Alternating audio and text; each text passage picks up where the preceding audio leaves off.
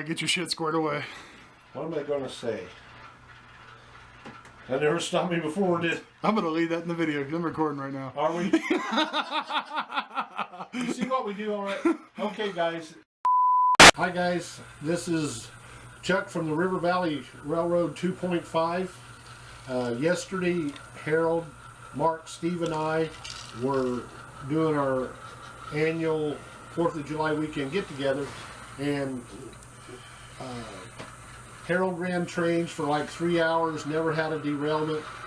Here in a little bit, Mark is going to show y'all the results from his hard work during the 105 to 112 degree temperature.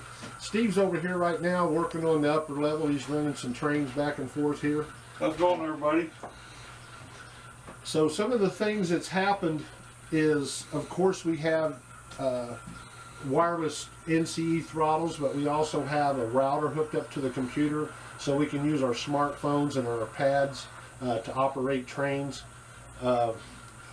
And just, you know, we've been having a good time this weekend so far. This is Sunday, and I'm going to not ramble a whole lot here, and Mark and I will work together here and show you some of the things that's been added. I'm really excited about some of the electronic stuff that's going to really enhance the operation of the railroad, and we're looking forward to when we can get things pretty well laid out and we can start doing some scenery. We got some bridges yet to build. I say we a lot, and Mark says when I say we, he says what he means is Mark, and that's true because I'm going all the time. But Mark has really done a hell of a lot of work over here, pardon my French, but he's just really worked himself off. And like I said, I'm not going to ramble anymore. We'll stop this part and then we'll get into showing you what River Valley Railroad 2.5 Hey guys, we're outside here looking at some of the latest additions and modifications that Mark's done over the last month to the helix. And he's going to turn the camera around here, and I'll try to point, and then he can do the description of what's going on here. So I guess the first thing we might want to do is start showing how he's come off of the helix. And this has really great work. I mean, this isn't for show. This is never going to be seen. It's for function, and this stuff really does work.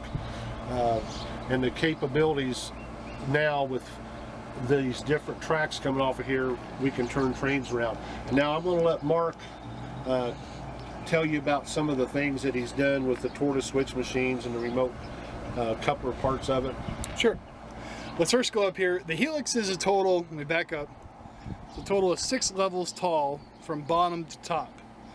Because of the different routes I put in, between this one here, and then all the way up here is another one, I divided the helix up into 3 separate areas of possible reversing loops. That way, no matter which way we run this, it's never going to conflict. Like we've actually have already in a little operating session, we had a short train, a little like maintenance away train, sitting on this track as another train went around it to go up the helix.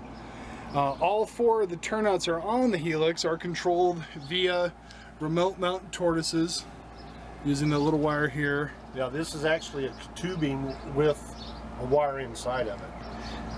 Let me see if I can get that to focus there.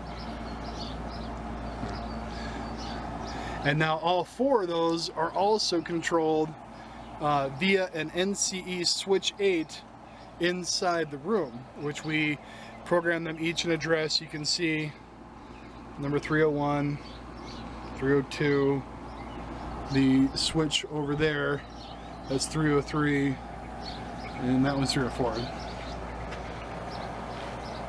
That's about it, really. You can see my motion sensor system here. Yeah, I told Mark, I said if we put bottle rockets on the 4 corners of this thing, we got us a spaceship we can go to the moon with. There's still a few more things we're going to do out here. I'm going to add in, because we have a mini panel for the NCE system, I'm going to add in a detection area using BD20s on each of the basically the inlets of here, so that you can never run against your turnout and have a derailment in this room. Because it's going to throw it for you. Yeah, with that detection system, if a train enters that block, it'll automatically throw the turnout so it aligns for it.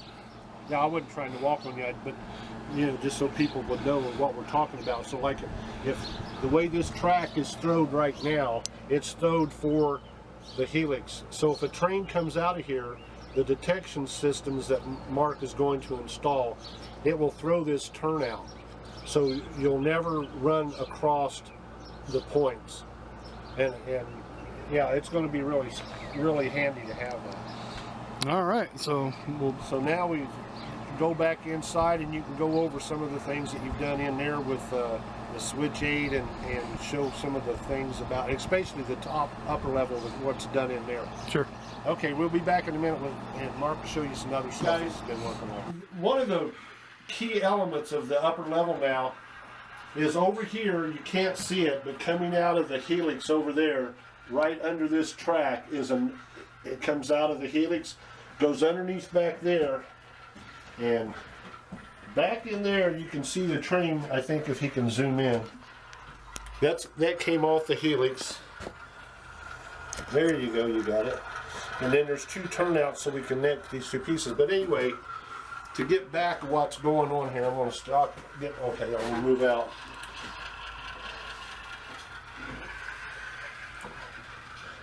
Before, in order to get to the upper level, or to get down here, you had to come down the ski slope track here. So Mark put a crossing in here, added this cutoff out of the helix, and now the train comes in this way. And we're going to stop the film here, and we're going to start it up again when it gets ready to go. It's going around the track right now. That's what it's doing. It's going around the lower part of the upper level. And well, are we going to watch him run it all the way around? We might as well. Basically, this idea is to force the railroad to seem larger. And the train has to go all the way around the lower level.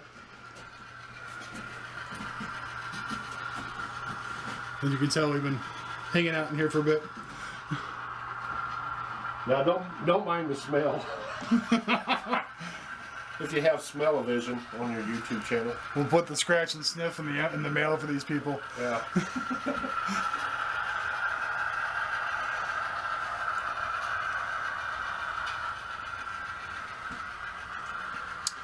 So as the train comes along, it goes along through the cut, and then this used to just kind of come along, and you'd either go in the yard or throw a switch, or back up the ski slope, depending which way you wanted to go.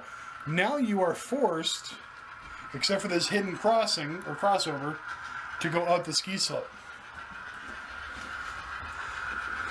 So remember, we just came in from the helix on that track and come across here, and we've I'll quit trying to use big words. We went clear around the lower part of the upper level. It's getting ready to come out. There will be a tunnel portal here, and now it's going to go up. And since we had this switch it, you need to throw turnout number 304.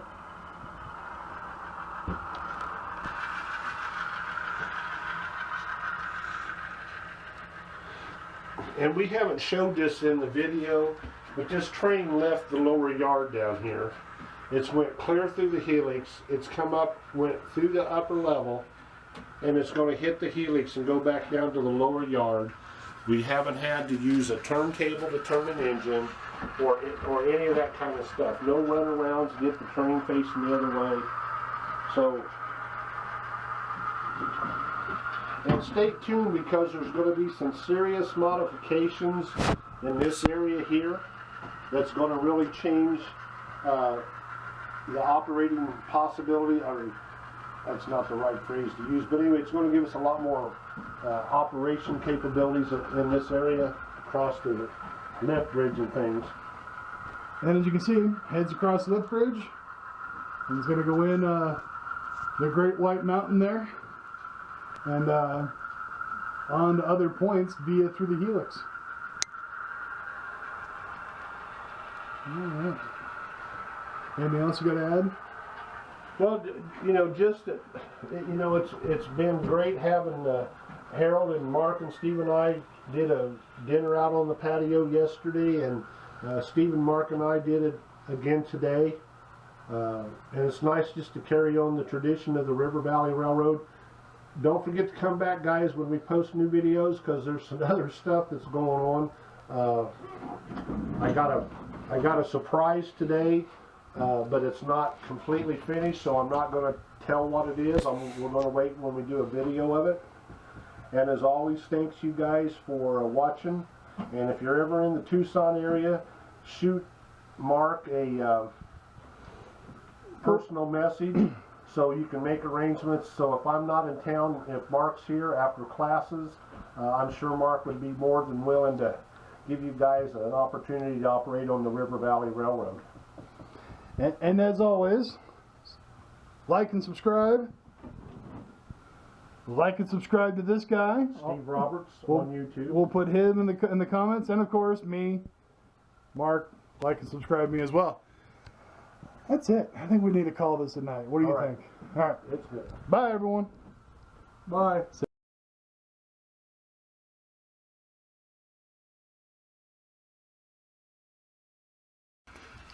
Just when you thought it was safe, in came the Switch 8. Dum dum dum.